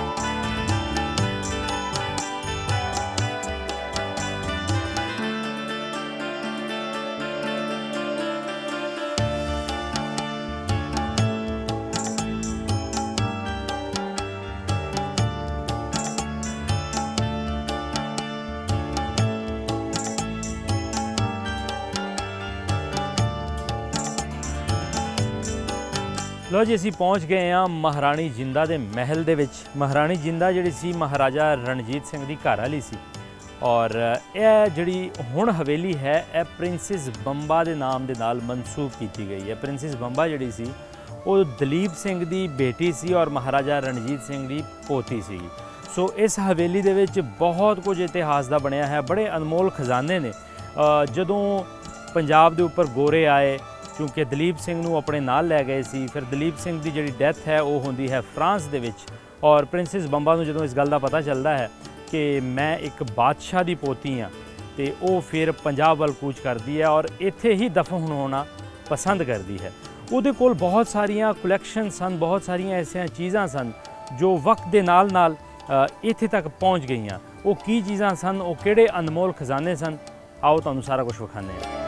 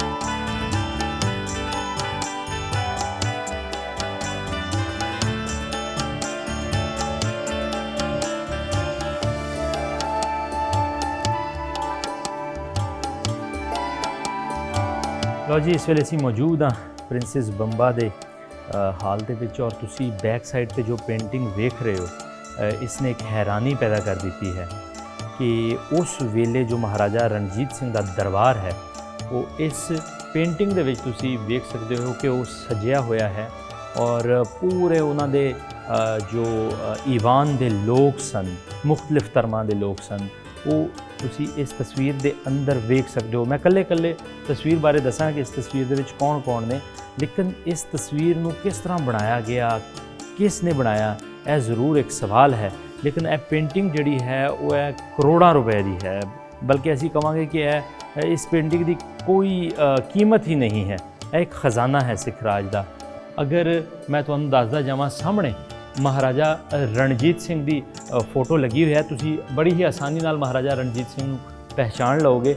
ਉਹਨਾਂ ਦੇ ਨਾਲ ਹੀ ਅਗਰ ਤਸਵੀਰ ਦੇ ਵਿੱਚ ਵੇਖੀਏ ਤਾਂ ਖੜਕ ਸਿੰਘ ਔਰ ਫਿਰ ਉਹਨਾਂ ਦੇ ਨਾਲ ਦੂਸਰੀ ਸਾਈਡ ਤੇ ਨੌਨਿਹਾਲ ਸਿੰਘ ਬੈਠੇ ਹੋਏ ਨੇ, ਨਾਲ ਹੀ ਗੁਲਾਬ ਸਿੰਘ, ਊਧਮ ਸਿੰਘ ਅਤੇ ਰਾਮ ਸਿੰਘ ਵੀ ਹੈਗੇ ਨੇ। ਔਰ ਅਗਰ ਮਹਾਰਾਜਾ ਰਣਜੀਤ ਸਿੰਘ ਦੀ ਬੈਕ ਸਾਈਡ ਤੇ ਤੁਸੀਂ ਵੇਖੋ ਤਾਂ ਬਹੁਤ ਸਾਰੇ ਮਹਾਰਾਜਾ ਰਣਜੀਤ ਸਿੰਘ ਦੇ ਬਾਡੀਗਾਰਡ ਜਿਹੜੇ ਨੇ ਉਹ ਤੁਹਾਨੂੰ ਨਜ਼ਰ ਆਣਗੇ। ਅਗਰ ਤੁਸੀਂ ਮਹਾਰਾਜਾ ਰਣਜੀਤ ਸਿੰਘ ਦੀ ਸਾਹਮਣੇ ਜਿਹੜੇ ਲੋਕ ਥੱਲੇ ਖਲੋਤੇ ਹੋਏ ਨੇ ਔਰ ਉਹਨਾਂ ਦੀ ਫੇਸ ਜਿਹੜਾ ਹੈ ਸਾਡੇ ਵਾਲੇ ਪਾਸੇ ਹੈ, ਬੜੇ ਹੀ ਆਸਾਨੀ ਨਾਲ ਪਹਿਚਾਣ ਸਕਦੇ ਹੋ। ਸੁਚੇਤ ਸਿੰਘ, ਲਾਲ ਸਿੰਘ, ਲਾਭ ਸਿੰਘ, ਦੀਨਾਨਾਥ। ਔਰ ਅਗਰ ਤੁਸੀਂ ਕੈਮਰਾਮੈਨ ਵਿਖਾ ਸਕੇ ਕਿ ਇੱਕ ਸ਼ਖਸ ਨੇ ਸਕਾਰਫ ਜਿਹਾ ਲਿਆ ਹੋਇਆ ਹੈ, ਫਕੀਰ ਅਜ਼ੀਜ਼ੁਦੀਨ। ਮਹਾਰਾਜਾ ਰਣਜੀਤ ਸਿੰਘ ਦਾ ਦਰਬਾਰ ਦੇ ਵਿੱਚ ਇਹ ਖੂਬਸੂਰਤੀ ਸੀ ਕਿ ਸਭ ਹੀ ਧਰਮਾਂ ਦੇ ਲੋਕ ਸਨ ਔਰ ਫਕੀਰ ਅਜ਼ੀਜ਼ੁਦੀਨ ਇੱਕ ਐਸਾ ਪਰਿਵਾਰ ਹੈ, ਇਹਨਾਂ ਦੇ ਬੱਚੇ ਅੱਜ ਵੀ ਪਾਕਿਸਤਾਨ ਦੇ ਵਿੱਚ ਹੈਗੇ ਨੇ ਔਰ ਉਹਨਾਂ ਕੋਲ ਵੀ ਮਹਾਰਾਜਾ ਰਣਜੀਤ ਸਿੰਘ ਦਾ ਬਹੁਤ ਵੱਡਾ ਖਜ਼ਾਨਾ, ਬਹੁਤ ਜ਼ਿਆਦਾ ਡਾਕੂਮੈਂਟਸ ਮੌਜੂਦ ਨੇ।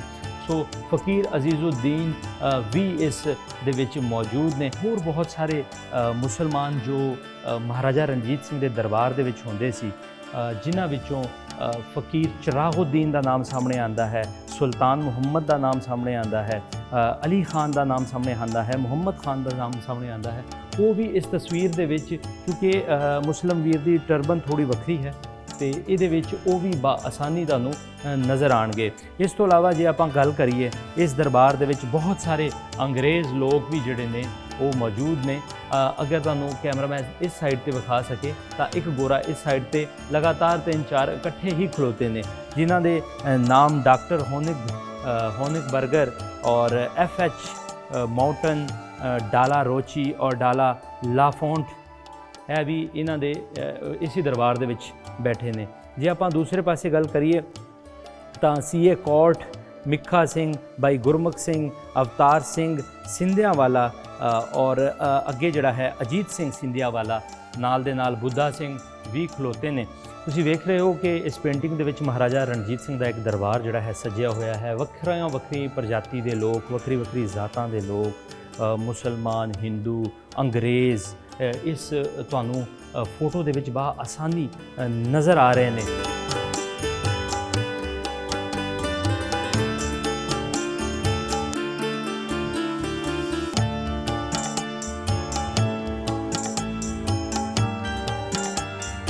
ਆਪ ਜੀ ਵੇਖ ਰਹੇ ਸੀ ਲਾਹੌਰ ਦੇ ਮਿਊਜ਼ੀਅਮ ਦੇ ਵਿੱਚ ਪ੍ਰਿੰਸੈਸ ਬੰਬਾ ਦੀ ਇਹ ਕਲੈਕਸ਼ਨ ਔਰ ਇਸ ਕਲੈਕਸ਼ਨ ਦੇ ਵਿੱਚ ਬਹੁਤ ਸਾਰੀਆਂ ਪੇਂਟਿੰਗਸ ਜਿਹੜੀਆਂ ਨੇ ਉਹ ਵੀ ਆਪ ਜੀ ਨੇ ਵੇਖੀਆਂ ਜੋ ਇਤਿਹਾਸ ਦੇ ਨਾਲ ਜੁੜੀਆਂ ਨੇ।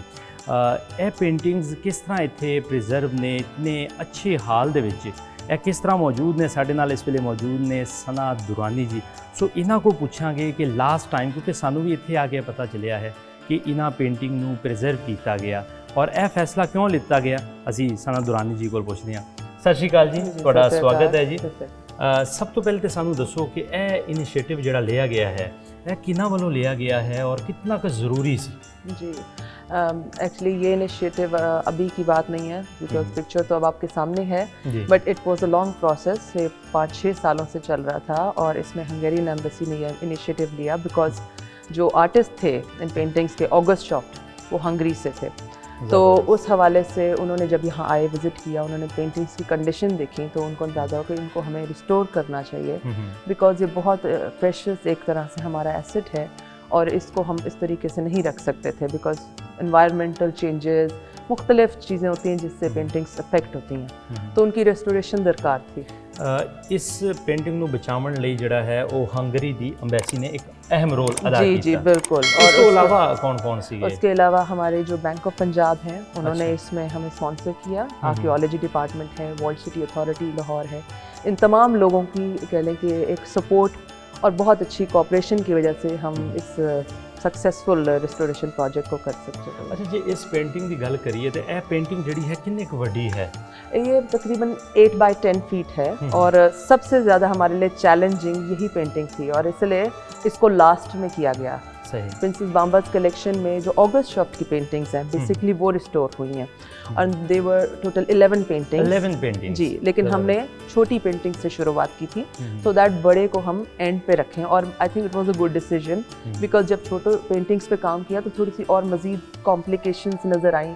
क्या क्या हम इसको ट्रीट कर सकते हैं, किस तरीके से इन ट्रीटमेंट्स को हम प्रोसेस मतलब स्टेप बाय स्टेप करें और फिर हम बड़ी पेंटिंग पे जाएं जिसमें हमारी जो टीम थी जिसमें 5 हंगेरियन रिस्टोरर्स थे। अच्छा, हंगेरियन जो रिस्टोर करने वाले थे जी वो भी इथे हंगरी तो ही आए थे? जी जी, यहाँ आए थे वो और 3 माह के लिए यहाँ वो रहे थे जिन्होंने इन पेंटिंग्स पे काम किया मेरे साथ। मैं उनकी फील्ड प्रोजेक्ट मैनेजर थी और साथ उनकी मैंने पेंटिंग्स रिस्टोर भी की। तो ये हमारे कंबाइंड कहने के हमारी हुकूमत का और हंगेरियन कहने के गवर्नमेंट का एक कंबाइंड प्रोजेक्ट कह लेंगे एक उन्होंने लिया।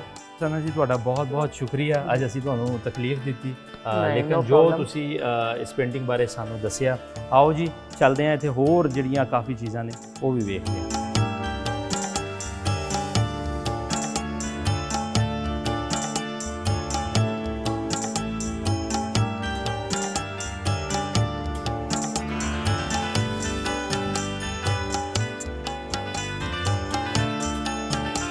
इस गैलरी ਦੇ ਵਿੱਚ ਹੋਰ ਬਹੁਤ ਸਾਰੀਆਂ ਪੇਂਟਿੰਗਸ ਨੇ। ਤੁਸੀਂ ਸਾਹਮਣੇ ਪੇਂਟਿੰਗ ਵੇਖ ਰਹੇ ਹੋ ਕਿ ਇਹ ਪੇਂਟਿੰਗ ਦਲੀਪ ਸਿੰਘ ਦੇ ਬਚਪਨ ਦੀ ਪੇਂਟਿੰਗ ਹੈ ਔਰ ਇਹ ਪੇਂਟਿੰਗ ਵੀ ਜਦੋਂ ਹੰਗਰੀ ਦੀ ਐਮਬੈਸੀ ਨੇ ਬਾਕੀ ਪੇਂਟਿੰਗ ਸੇਵ ਕੀਤੀਆਂ ਉਹਨਾਂ ਵਿੱਚੋਂ ਵੀ ਇਹ ਇੱਕ ਪੇਂਟਿੰਗ ਸੀ ਜੋ ਲਗਭਗ 200 ਸਾਲ ਪੁਰਾਣੀ ਪੇਂਟਿੰਗ ਹੈ। ਇੱਥੇ ਹੋਰ ਬਹੁਤ ਸਾਰੀਆਂ ਪੇਂਟਿੰਗਸ ਨੇ।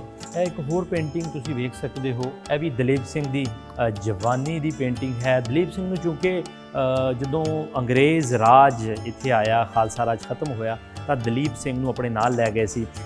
ਦਲੀਪ ਸਿੰਘ ਦੇ ਉੱਪਰ ਇੱਕ ਫਿਲਮ ਵੀ ਬਣੀ ਹੋਈ ਹੈ ਦ ਬਲੈਕ ਪ੍ਰਿੰਸ ਦੇ ਨਾਮ ਦੇ ਉੱਪਰ। ਸਿੱਖ ਰਾਜ ਤੋਂ ਬਾਅਦ ਦਲੀਪ ਸਿੰਘ ਨੂੰ ਚੂੰਕਿ ਗੋਰੇ ਰਹਿ ਗਏ ਸੀ ਔਰ ਉਹਦੀ ਵੀ ਇੱਕ ਲੰਬੀ ਚੌੜੀ ਹਿਸਟਰੀ ਹੈ। ਇਹ ਤੁਸੀਂ ਵੇਖ ਸਕਦੇ ਹੋ ਬਹਾਦਰ ਸ਼ਾਹ ਜ਼ਫਰ ਮੁਗਲ ਸਲਤਨਤ ਦਾ ਆਖਰੀ ਜਿਹੜਾ ਚਸ਼ਮੋ ਚਿਰਾਗ ਸੀ, ਆਖਰੀ ਉਹਨਾਂ ਦਾ ਬਾਦਸ਼ਾਹ ਸੀ, ਉਹਦੀ ਵੀ ਬਹੁਤ ਹੀ ਖੂਬਸੂਰਤ ਇਸ ਤਰ੍ਹਾਂ ਮਹਿਸੂਸ ਹੋ ਰਿਹਾ ਹੈ ਕਿ ਜਿਹੜਾ ਜ਼ੇਵਰ ਇਹਨਾਂ ਨੇ ਜ਼ੇਬਤਨ ਕੀਤਾ ਹੋਇਆ ਹੈ ਇਹ ਬਿਲਕੁਲ ਸਾਹਮਣੇ ਬੈਠੇ ਨੇ। ਬਹੁਤ ਹੀ ਕਮਾਲ ਦੀ ਪੇਂਟਿੰਗ ਬਣੀ ਹੈ ਔਰ ਇਹ ਪੇਂਟਿੰਗ ਵੀ ਲਗਭਗ ਪੌਣੇ 200 ਸਾਲ ਪੁਰਾਣੀ ਹੈ। ਆਓ ਜੀ ਅੱਗੇ ਚੱਲਦੇ ਹਾਂ ਜੀ। ਇੱਕ ਹੋਰ ਬਹੁਤ ਹੀ ਖੂਬਸੂਰਤ ਔਰ ਪਿਆਰੀ ਪੇਂਟਿੰਗ ਬਣੀ ਹੋਈ ਹੈ। ਮੈਨੂੰ ਲੱਗ ਰਿਹਾ ਹੈ ਕਿ ਮਹਾਰਾਜਾ ਸ਼ੇਰ ਸਿੰਘ ਜਿਹੜਾ ਹੈ ਆਪਣੇ ਸ਼ਸਤਰ ਦੇ ਨਾਲ ਮੇਰੇ ਸਾਹਮਣੇ ਬੈਠਾ ਹੋਇਆ ਹੈ। ਉਹਦੇ ਗਲ ਦੇ ਵਿੱਚ ਇੱਕ ਇੱਕ ਜਿਹੜਾ ਮਣਕਾ ਹੈ, ਜ਼ੇਵਰ ਹੈ, ਉਹ ਬਿਲਕੁਲ ਇਸੇ ਤਰ੍ਹਾਂ ਮਹਿਸੂਸ ਹੋ ਰਿਹਾ ਹੈ ਕਿ ਸਾਹਮਣੇ ਹੀ ਉਹਨੇ ਜ਼ੇਬਤਨ ਕੀਤਾ ਹੈ। ਇਹਨੇ ਜਿਹੜੇ ਪੇਂਟਿੰਗ ਨੂੰ ਜਿਹੜਾ ਰਿਸਟੋਰ ਕੀਤਾ ਗਿਆ ਹੈ ਬਹੁਤ ਹੀ ਕਾਰਾਗਰੀ ਦੇ ਨਾਲ ਕੀਤਾ ਹੈ। ਹੋਰ ਹਜੇ ਬੜਾ ਕੁਝ ਹੈ ਜੀ। ਇੱਕ ਹੋਰ ਬਹੁਤ ਹੀ ਖੂਬਸੂਰਤ ਪੇਂਟਿੰਗ ਜਿਹੜੀ ਹੈ ਲੱਗੀ ਹੋਈ ਹੈ। ਸ਼ੇਰ ਸਿੰਘ ਜਿਹੜਾ ਹੈ ਇਸ ਪੇਂਟਿੰਗ ਦੇ ਵਿੱਚ ਮੁਸ਼ੀਰਾਂ ਸਫੀਰਾਂ ਦੇ ਨਾਲ ਜਿਹੜਾ ਹੈ ਉਹ ਇੱਕ ਮਜਲਿਸ ਕਰ ਰਿਹਾ ਹੈ, ਉਹਨਾਂ ਨਾਲ ਬੈਠਾ ਜਿਹੜਾ ਹੈ ਉਹ ਕੁਝ ਚੀਜ਼ਾਂ ਡਿਸਾਈਡ ਕਰ ਰਿਹਾ ਹੈ। ਉਹਦੇ 'ਚ ਵੇਖ ਲਓ ਬਹੁਤ ਸਾਰੇ ਲੋਕ ਇੱਥੇ ਬੈਠੇ ਹੋਏ ਨੇ। ਸੋ ਇੱਥੇ ਹੋਰ ਵੀ ਪੇਂਟਿੰਗਸ ਨੇ ਬਹੁਤ ਹੀ ਬਾਕਮਾਲ। ਇਹਨਾਂ ਪੇਂਟਿੰਗਸ ਦੇ ਵਿੱਚ ਤੁਸੀਂ ਵੇਖ ਸਕਦੇ ਹੋ ਹੈ ਕਲਕੱਤੇ ਦਾ ਖੂਬਸੂਰਤ ਮੰਜ਼ਰ। ਤੁਸੀਂ ਲਾਹੌਰ ਦੇ ਮਿਊਜ਼ੀਅਮ ਦੇ ਵਿੱਚ ਆ ਕੇ ਪ੍ਰਿੰਸੈਸ ਬੰਬਾ ਦੀ ਕਲੈਕਸ਼ਨ ਦੇ ਵਿੱਚ ਬਹਿ ਕੇ ਤੁਸੀਂ ਕਲਕੱਤੇ ਦਾ ਕੁਦਰਤੀ ਮੰਜ਼ਰ ਵੇਖ ਸਕਦੇ ਹੋ ਔਰ ਯਕੀਨ ਕਰਿਓ ਕਿ ਇਤਨੀ ਕੁ ਖੂਬਸੂਰਤ ਇਹ ਪੇਂਟਿੰਗ ਬਣੀ ਹੈ ਕਿ ਓਰੀਜਨਲ ਲੱਗ ਰਿਹਾ ਹੈ ਕਿ ਵਾਕਈ ਇਹ ਕਲਕੱਤੇ ਦਾ ਇੱਕ ਦ੍ਰਿਸ਼ ਜਿਹੜਾ ਹੈ। ਔਰ ਇਸ ਤਰ੍ਹਾਂ ਥੱਲੇ ਵੀ ਇੱਕ ਖੂਬਸੂਰਤ ਪੇਂਟਿੰਗ ਹੈ ਬਨਾਰਸ ਦਾ ਕੁਦਰਤੀ ਮੰਜ਼ਰ। ਤੁਸੀਂ ਵੇਖ ਸਕਦੇ ਹੋ ਕਿ ਬਨਾਰਸ ਦੇ ਕਿਨਾਰੇ, ਦਰਿਆ ਦੇ ਕਿਨਾਰੇ ਜਿਹੜਾ ਹੈ ਉਹ ਸ਼ਹਿਰ ਦੇ ਵਿੱਚ ਜੋ ਕੁਝ ਹੋ ਰਿਹਾ ਹੈ ਉਹ ਉਸ ਫਨਕਾਰ ਨੇ ਜਿਸ ਖੂਬਸੂਰਤੀ ਨਾਲ ਇਸ ਤਸਵੀਰ ਨੂੰ ਖਿੱਚਿਆ ਹੈ, ਇੰਝ ਹੀ ਲੱਗ ਰਿਹਾ ਹੈ ਕਿ ਬਨਾਰਸ ਜਿਹੜਾ ਹੈ, ਬਨਾਰਸ ਸ਼ਹਿਰ ਜਿਹੜਾ ਹੈ ਉਹ ਸਾਡੇ ਸਾਹਮਣੇ ਹੈ। ਇੱਕ ਹੋਰ ਪੇਂਟਿੰਗ ਗੁਲਾਬ ਸਿੰਘ ਦੀ, ਗੁਲਾਬ ਸਿੰਘ ਦੀ ਪੇਂਟਿੰਗ ਤੁਸੀਂ ਵੇਖ ਸਕਦੇ ਹੋ, ਬੜੀ ਹੀ ਨਾਯਾਬ ਪੇਂਟਿੰਗ ਹੈ ਗੁਲਾਬ ਸਿੰਘ ਦੀ। ਔਰ ਕਾਫੀ ਪੁਰਾਣੀ ਲੱਗਦੀ ਹੈ ਮੈਨੂੰ। ਇਸੇ ਤਰ੍ਹਾਂ ਇੱਕ ਹੋਰ ਖੂਬਸੂਰਤ ਪੇਂਟਿੰਗ ਜਿਹੜੀ ਹੈ ਦਿੱਲੀ ਦਾ ਉਹਨਾਂ ਨੇ ਕੁਦਰਤੀ ਮੰਜ਼ਰ ਜਿਹੜਾ ਹੈ ਉਹ ਦਿਖਾਇਆ ਹੋਇਆ ਹੈ ਔਰ ਵਾਕਈ ਲੱਗਦਾ ਹੈ ਕਿ ਇਹ ਕੁਦਰਤੀ ਮੰਜ਼ਰ ਹੀ ਹੈ। ਉਸ ਕਲਮ ਨੇ ਇਸ ਪੇਂਟਿੰਗ ਨੂੰ ਜਿਸ ਨੇ ਬਣਾਇਆ ਹੈ ਉਸਨੇ ਬਹੁਤ ਹੀ ਦਿਲ ਦੇ ਨਾਲ, ਮੈਨੂੰ ਤਾਂ ਲੱਗਦਾ ਹੈ ਕਿ ਇਹਨਾਂ 11 ਪੇਂਟਿੰਗਸ ਦੇ ਉੱਪਰ ਉਸ ਆਦਮੀ ਨੇ ਆਪਣੀ ਪੂਰੀ ਜ਼ਿੰਦਗੀ ਜਿਹੜੀ ਹੈ ਉਹ ਲਗਾ ਦਿੱਤੀ ਗਈ ਹੈ। ਔਰ ਬਾਅਦ ਦੇ ਵਿੱਚ ਜੋ ਹੰਗਰੀ ਦੀ ਅੰਬੈਸੀ ਨੇ ਉਹਨੂੰ ਪ੍ਰੀਜ਼ਰਵ ਕੀਤਾ ਹੈ ਉਹ ਵੀ ਕੁਛ ਘੱਟ ਨਹੀਂ ਕੀਤਾ, ਉਹਨਾਂ ਨੇ ਵੀ ਬਹੁਤ ਬਾਕਮਾਲ ਫਨਕਾਰ ਜਿਹੜੇ ਨੇ ਉਹ ਇੱਥੇ ਬੁਲਾ ਕੇ ਤੇ ਇਹਨਾਂ ਦੀ ਜਿਹੜੀ ਜ਼ਿੰਦਗੀ ਹੈ, ਜਿਹੜੀ ਹਯਾਤੀ ਹੈ ਇਹਨਾਂ ਪੇਂਟਿੰਗਸ ਦੀ, ਉਹ ਅਗਲੇ 200 ਸਾਲਾਂ ਤੱਕ ਵਧਾ ਦਿੱਤੀ ਹੈ। ਦਿੱਲੀ ਦਾ ਖੂਬਸੂਰਤ ਮੰਜ਼ਰ ਤੁਸੀਂ ਵੇਖ ਰਹੇ ਸੀ, ਲੇਕਿਨ ਇੱਥੇ ਸੰਗਮਰਮਰ ਦੇ ਜਿਹੜੇ ਹੱਥ ਬਣੇ ਹੁੰਦੇ ਨੇ, ਕਿਹਾ ਜਾਂਦਾ ਹੈ ਜਿਸ ਤਰ੍ਹਾਂ ਲਿਖਿਆ ਹੈ ਕਿ ਇਹ ਰਾਣੀ ਜਿੰਦਾ ਦੇ ਹੱਥਾਂ ਦੀ ਨਕਲ ਇੱਥੇ ਜਿਹੜੀ ਹੈ ਇਸ ਪ੍ਰਿੰਸੈਸ ਬੰਬਾ ਦੀ ਕਲੈਕਸ਼ਨ ਦੇ ਵਿੱਚ ਮੌਜੂਦ ਹੈ। ਔਰ ਰਾਣੀ ਜਿੰਦਾ ਦੇ ਨਾਲ ਮਹਾਰਾਜਾ ਰਣਜੀਤ ਸਿੰਘ ਬਹੁਤ ਹੀ ਪਿਆਰ ਕਰਦੇ ਸੀ ਔਰ ਉਹਨਾਂ ਦੀ ਇਹ ਹੱਥਾਂ ਦਾ ਜਿਹੜਾ ਨਕਲ ਹੈ ਸੰਗਮਰਮਰ ਦਾ ਉਹ ਵੀ ਇੱਥੇ ਪਿਆ ਹੈ। ਹਜੇ ਹੋਰ ਬਹੁਤ ਕੁਝ ਹੈ ਇੱਥੇ, ਬਹੁਤ ਕੁਝ ਮੌਜੂਦ ਹੈ। ਨੌਨਿਹਾਲ ਸਿੰਘ ਦੀ ਪੇਂਟਿੰਗ ਵੀ ਹੈ ਔਰ ਇੱਕ ਮੁਜੱਸਮਾ ਵੀ ਜਿਹੜਾ ਹੈ ਉਹ ਦਲੀਪ ਸਿੰਘ ਦਾ ਪਿਆ ਹੋਇਆ ਹੈ। ਲੇਕਿਨ ਨਾਲ ਦੇ ਨਾਲ ਜਿਹੜੀ ਸਭ ਤੋਂ ਇੱਕ ਖਿੱਚ ਪੈਦਾ ਕਰਦੀ ਹੈ ਦਰਬਾਰ ਸਾਹਿਬ ਦੀ ਇਹ ਪੇਂਟਿੰਗ, ਕਿਉਂਕਿ ਦਰਬਾਰ ਸਾਹਿਬ ਦੇ ਨਾਲ ਹਰ ਇੱਕ ਸਿੱਖ ਜਿਹੜਾ ਹੈ ਉਹ ਜੁੜਿਆ ਹੋਇਆ ਹੈ। ਲੇਕਿਨ ਇਸ ਪੇਂਟਿੰਗ ਦੇ ਵਿੱਚ ਬਹੁਤ ਖਾਸ ਗੱਲਾਂ ਨੇ, ਕਿਉਂਕਿ ਇਸ ਪੇਂਟਿੰਗ ਦੇ ਵਿੱਚ ਬਹੁਤ ਸਾਰੇ ਐਸੇ ਬੁੰਗੇ ਨੇ, ਬਹੁਤ ਸਾਰੀਆਂ ਐਸੀਆਂ ਚੀਜ਼ਾਂ ਨੇ ਜੋ ਅਸੀਂ ਅੱਜ ਨਹੀਂ ਵੇਖ ਸਕਾਂਗੇ। ਅਗਰ ਜੋ ਦਰਬਾਰ ਸਾਹਿਬ ਮੈਂ ਵੇਖਿਆ ਉਹਦੇ ਤੋਂ ਬਹੁਤ ਸਾਰੀਆਂ ਚੀਜ਼ਾਂ ਡਿਫਰੈਂਟ ਨੇ। ਇਹ ਰਾਈਟ ਸਾਈਡ 'ਤੇ ਜਿਹੜੀਆਂ ਇਮਾਰਤਾਂ ਬਣੀਆਂ ਹੋਈਆਂ ਨੇ, ਇਹ ਇਮਾਰਤਾਂ ਜਿਹੜੀਆਂ ਨੇ ਹੁਣ ਸਾਨੂੰ ਵੇਖਣ ਨੂੰ ਨਹੀਂ ਮਿਲਦੀ। ਇਸ ਸਾਈਡ 'ਤੇ ਅਗਰ ਅਸੀਂ ਅਕਾਲ ਤਖਤ ਦੇ ਬਾਹਰ ਵੇਖਦੇ ਹਾਂ ਤਾਂ ਇੱਕ ਕਿਲ੍ਹਾ ਜਿਹਾ ਬਣਿਆ ਹੋਇਆ ਹੈ, ਉਹਦੇ ਗੁੰਬਦ ਨੇ ਔਰ ਉਹਦੇ ਨਾਲ ਹੀ ਜਿਹੜੇ ਗ੍ਰੰਥੀ ਸਿੰਘ ਨੇ ਉਹ ਪਾਠ ਕਰ ਰਹੇ ਹਨ ਔਰ ਗੁਰੂ ਗ੍ਰੰਥ ਸਾਹਿਬ ਜੀ ਮਹਾਰਾਜ ਦੇ ਸਰੂਪ ਦਾ ਪਾਠ ਕਰ ਰਹੇ ਹਨ ਔਰ ਦੂਸਰੇ ਪਾਸੇ ਇੱਕ ਬਿਮਾਰ ਸ਼ਖਸ ਵੀ ਬੈਠਾ ਹੈ। ਲੇਕਿਨ ਇਸ ਸਾਈਡ ਤੇ ਮਹਾਰਾਜਾ ਰਣਜੀਤ ਸਿੰਘ ਬੈਠਾ ਹੋਇਆ ਹੈ ਔਰ ਪਾਠ ਜਿਹੜਾ ਹੈ ਸੁਣ ਰਿਹਾ ਹੈ। ਸ਼ਾਇਦ ਉਹ ਛੋਟਾ ਬੱਚਾ ਦਲੀਪ ਸਿੰਘ ਹੋਵੇ ਜਾਂ ਖੜਕ ਸਿੰਘ ਹੋਵੇ ਜਾਂ ਸ਼ਾਇਦ ਨੌਨਿਹਾਲ ਸਿੰਘ ਹੋਵੇ ਜੋ ਗੁਰੂ ਗ੍ਰੰਥ ਸਾਹਿਬ ਦੇ ਨਾਲ ਹੀ ਜਿਹੜਾ ਹੈ ਬਾਜ਼ ਦੇ ਨਾਲ ਖੇਡ ਰਿਹਾ ਹੈ। ਔਰ ਸ਼ਾਇਦ ਮੈਨੂੰ ਲੱਗ ਰਿਹਾ ਹੈ ਐਸਾ ਕਿ ਸ਼ਾਇਦ ਕਿਸੇ ਦੀ ਸ਼ਾਦੀ ਦਾ ਕੋਈ ਫੰਕਸ਼ਨ ਹੈ ਔਰ ਨਾਲ ਅਗਰ ਵੇਖ ਰਹੇ ਹੋ ਤਾਂ ਲੋਕ ਰਵਾਬ ਵਜਾ ਰਹੇ ਨੇ, ਕੀਰਤਨ ਵੀ ਗਾਇਨ ਕਰ ਰਹੇ ਨੇ।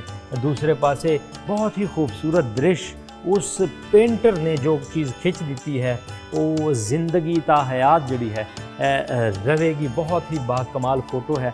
ਸੋ ਆਓ ਇੱਥੇ ਕੁਝ ਹੋਰ 2-4 ਚੀਜ਼ਾਂ ਨੇ ਉਹ ਵੀ ਤੁਹਾਨੂੰ ਵਿਖਾਉਂਦੇ ਹਾਂ ਜੀ।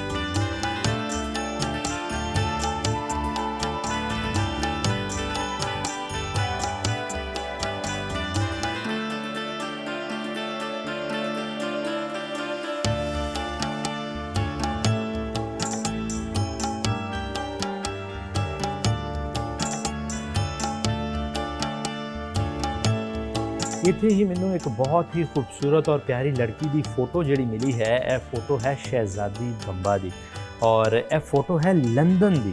ਲੰਡਨ ਦੇ ਵਿੱਚ ਇਹ ਫੋਟੋ ਪ੍ਰਿੰਸੈਸ ਬੰਬਾ ਜਿਹੜੀ ਹੈ ਇਹਨਾਂ ਦੀ ਕਬਰ ਜਿਹੜੀ ਹੈ ਉਹ ਪਾਕਿਸਤਾਨ ਦੇ ਵਿੱਚ ਹੀ ਹੈ, ਕਿਉਂਕਿ ਜਦੋਂ ਇਹਨਾਂ ਨੂੰ ਪਤਾ ਲੱਗਾ ਕਿਉਂਕਿ ਗੋਰਿਆਂ ਨੇ ਤੇ ਜਿਸ ਤਰ੍ਹਾਂ ਮਹਾਰਾਜਾ ਦਲੀਪ ਸਿੰਘ ਨੂੰ ਇੱਥੇ ਲੈ ਕੇ ਗਏ, ਉਹਨਾਂ ਦੀ ਉਮਰ ਬਹੁਤ ਛੋਟੀ ਸੀ ਕਿਉਂਕਿ ਉਹਨਾਂ ਨੂੰ ਪਤਾ ਨਹੀਂ ਸੀ ਕਿ ਮੈਂ ਕਿਸ ਸਲਤਨਤ ਦਾ ਪੁੱਤਰ ਹਾਂ, ਮੈਂ ਕਿਸ ਸਲਤਨਤ ਦਾ ਬਾਦਸ਼ਾਹ ਹਾਂ।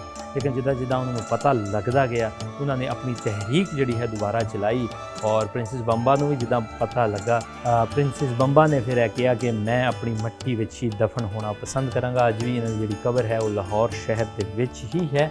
ਸੋ ਇਹ ਸਾਰੀ ਕਲੈਕਸ਼ਨ ਹੈ ਪ੍ਰਿੰਸੈਸ ਬੰਬਾ ਦੀ ਔਰ ਮਹਾਰਾਜਾ ਰਣਜੀਤ ਸਿੰਘ ਤੋਂ ਇਹ ਸਾਰੀਆਂ ਚੀਜ਼ਾਂ ਜਿਹੜੀਆਂ ਸਨ, ਕਿਉਂਕਿ ਇਹਨਾਂ ਦਾ ਘਰ ਪ੍ਰਿੰਸੈਸ ਬੰਬਾ ਦਾ ਘਰ ਜਿਹੜਾ ਸੀ ਉਹ ਮਾਡਲ ਟਾਊਨ ਦੇ ਵਿੱਚ ਸੀ ਔਰ ਉਸ ਤੋਂ ਬਾਅਦ ਇਹ ਕਲੈਕਸ਼ਨ ਜਿਹੜੀ ਹੈ ਉਹ ਪਹੁੰਚੀ ਜਿੰਦਾ ਦੇ ਇਸ ਮਹਿਲ ਦੇ ਵਿੱਚ, ਮਹਾਰਾਣੀ ਜਿੰਦਾ ਦੇ ਇਸ ਮਹਿਲ ਦੇ ਵਿੱਚ। ਇੱਕ ਹੀ ਚੀਜ਼ ਹੋਰ ਹੈ, ਉਹ ਹੈ ਮਹਾਰਾਜਾ ਰਣਜੀਤ ਸਿੰਘ ਦਾ ਇੱਕ ਬਣਿਆ ਹੋਇਆ ਹੈ ਸਟੈਚੂ, ਇੱਥੇ ਉਹ ਵੀ ਤੁਹਾਨੂੰ ਵਿਖਾਉਂਦੇ ਹਾਂ ਜੀ। ਸਟੈਚੂ ਮਹਾਰਾਜਾ ਰਣਜੀਤ ਸਿੰਘ ਦਾ ਕਿ ਕਿਸ ਤਰ੍ਹਾਂ ਉਹ ਆਪਣੀ ਹਾਥੀ 'ਤੇ ਜਾਂਦਾ ਸੀ।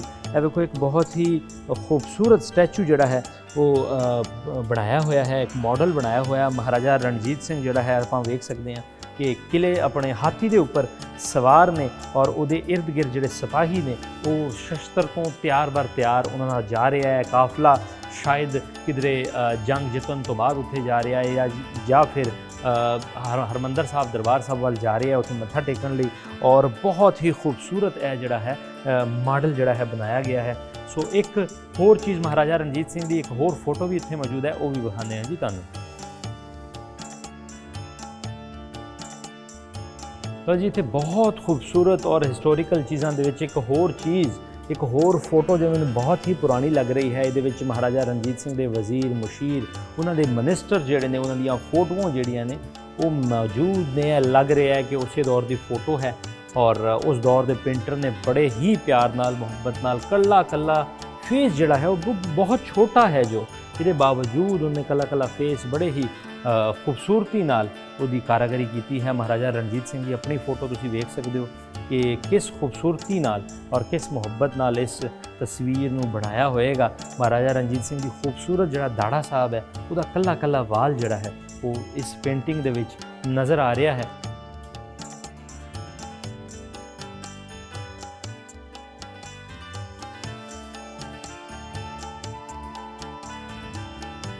ਅੱਜ ਅਸੀਂ ਤੁਹਾਨੂੰ ਵਿਖਾਇਆ ਜੀ ਸ਼ਾਹੀ ਕਿਲਾ, ਔਰ ਸ਼ਾਹੀ ਕਿਲਾ ਦੇ ਵਿੱਚ ਮੌਜੂਦ ਦਰਬਾਰ, ਸ਼ਾਹੀ ਕਿਲਾ ਦੇ ਵਿੱਚ ਮੌਜੂਦ ਲਹੂ ਦਾ ਟੈਂਪਲ ਔਰ ਸਿੱਖ ਮਿਊਜ਼ੀਅਮ, ਔਰ ਉਸ ਤੋਂ ਬਾਅਦ ਅਸੀਂ ਆਖਰ ਦੇ ਵਿੱਚ ਤੁਹਾਨੂੰ ਜਿਹੜਾ ਹੈ ਪ੍ਰਿੰਸੈਸ ਬੰਬਾ ਦੀ ਜਿਹੜੀ ਕਲੈਕਸ਼ਨ ਹੈ ਉਹਦੇ ਬਾਰੇ ਵੀ ਦੱਸਿਆ, ਕਿਸ ਤਰ੍ਹਾਂ ਇਸ ਕਲੈਕਸ਼ਨ ਨੂੰ ਦੁਬਾਰਾ ਬੜਾ ਹੀ ਖੂਬਸੂਰਤੀ ਨਾਲ ਪ੍ਰੀਜ਼ਰਵ ਕੀਤਾ ਹੈ, ਉਹਦੇ ਬਾਰੇ ਵੀ ਦੱਸਿਆ। ਤੁਸੀਂ ਕਮੈਂਟਸ ਬਾਕਸ ਦੇ ਵਿੱਚ ਸਾਨੂੰ ਜ਼ਰੂਰ ਦੱਸਣਾ ਕਿ ਤੁਹਾਨੂੰ ਅੱਜ ਦਾ ਪ੍ਰੋਗਰਾਮ ਕਿਹੋ ਜਿਹਾ ਲੱਗਿਆ।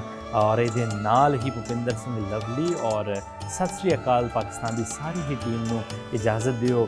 ਮਿਲਦੇ ਹਾਂ ਕਿਸੇ ਐਸੇ ਹੀ ਖੂਬਸੂਰਤ ਔਰ ਇਤਿਹਾਸਕ ਪ੍ਰੋਗਰਾਮ ਦੇ ਨਾਲ। ਰੱਬ ਰੱਖਾ।